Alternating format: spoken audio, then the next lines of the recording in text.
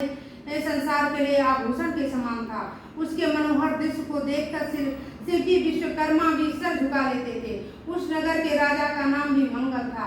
राजा की अति भाग्यहीन स्त्री थी जिसका नाम चिल्ल देवी था, तथा दूसरी महान यशस्वी थी कीर्ति वरदायिनी चोल देवी राजा की प्रमुख रानी थी। एक दिन राजा अपनी परम सुखदायिनी चोल देवी के साथ महल की अटारी पर बैठे थे। वहां से उन्होंने एक अत्यंत सुंदर और रमणीक स्थान को देखा। इस स्थान की सुंदरता को निहार माया प्रभु अपनी दत्त छवि से समग्र दिशाओं में अलौकिक करता हुआ रौपाण चल महारानी चोल देवी से बोला कि हे चंचल नयन वाली, तुम्हारे लिए इस सुंदर स्थान पर अपनी सुंदरता में नगण्य कामों को नचाने वाला बाग लगवाऊंगा।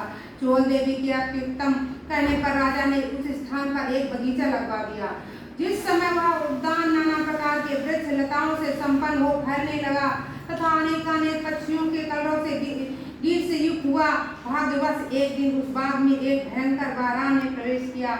वह बारा ऐसा विशाल था कि उसकी गगनचुंबी चोटी मेघ के समान भयंकर कठोर स्वर चंचल नेत्र तथा विशाल जबड़ों से सूर्य चंद्रमा को दबोचने वाला यह बारा बगीचों को रौंद कर नष्ट करने लगा। श्री कृष्ण जी युधिष्ठिर से बोले, हे धर्मराज, उस बारा ने कितने उद्यान रक्षकों को मार डाला, कितने ही दंड प्रहार से वृक्ष उखाड़ कर फेंक दिए और वृक्ष संघर्ष से समूह नष्ट कर दिया। तब बाग के बचे हुए रखवाले अति भयभीत होकर सब भाव राजा के पास जाकर कहा, हे ये सुन राजा के नेत्र क्रोधाग्नि से लाल हो गए और अपने समस्त सिपाहियों को बारह को पकड़ने की आज्ञा दे खुद भी मंदमस्त महात्मियों के समान बाग की तरफ चल पड़े।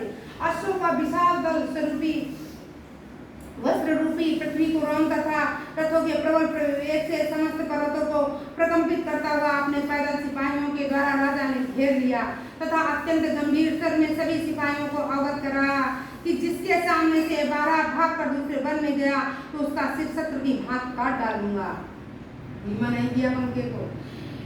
वह बारह राजा के ऐसे कठोर वचन सुनकर उनके ही सामने से भाग निकला और राजा आसक्ति खड़े ही रहे और अपने कहे हुए वचनों से स्वयं लज्जित हो गए।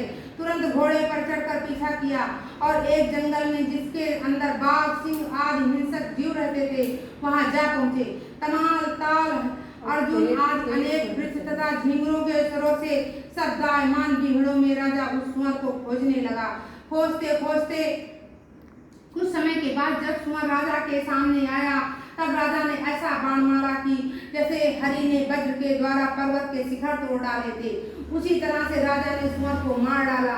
तब गंधर्व स्वरूप कामदेव के समान भेष का धारण कर राजा से बोला कि हे राजन, तुम्हारा कल्याण हो, तुमने मेरी मुक्ति कर दी। तुम मेरा वृत्तांत सुन लो, जिसके मिलने से मैं इस प्रकार की योनि में आया हूँ। एक बार सभी देवताओं के मध्य में भगवान कमलासन ब्रह्म बैठे हुए थे। वहीं पर मैं चंद्रवर आदि वाली खड़ग निषाद गंधार मध्यम पंचम आदि सप्त स्वरों से इंद्र आदि तीनों को प्रणाम कर तथा अनेक प्रकार के स्थान गुणों से अलंकृत उत्तम गीत गा रहा था।